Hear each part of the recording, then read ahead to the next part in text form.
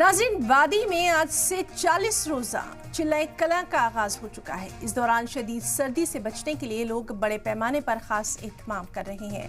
आपको दिखाते हैं चिल्लाए कला पर हमारी ये खास रिपोर्ट।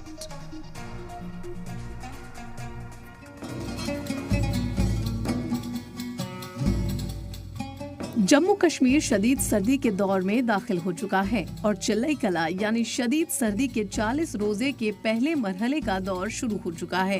रिवायत के मुताबिक इस दौरान जम्मू कश्मीर के ज्यादातर इलाकों में शदीद सर्दी पड़ती है। इसको देखते हुए लोग चिल्लाई कला का खास एहतमाम करते हैं। इस दौरान गर्म कपड़े और खाने पीने का खास एहतमाम किया जाता है।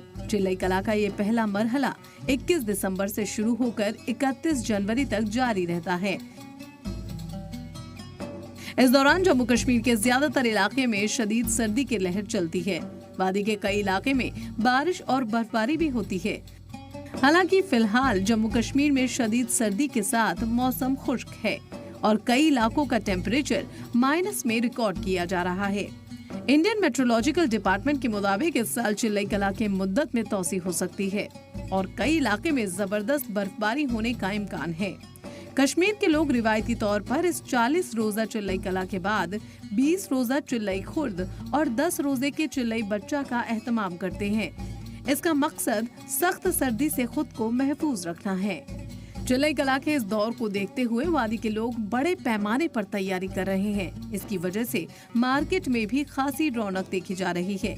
लोग बड़े पैमाने पर गर्म कपड़े, खान पान और पकवान के साथ मेवा जात की खरीदारी कर रहे हैं। इसके साथ ही शदीद सर्दी से बचने के लिए मकामी लोग अलाव के लिए लकड़ी और खुद के साथ घरों को गर्म रखने के लिए हीटिंग सिस्टम का भी इस्तेमाल कर रहे हैं। ब्यूरो रिपोर्ट, सलाम टीवी।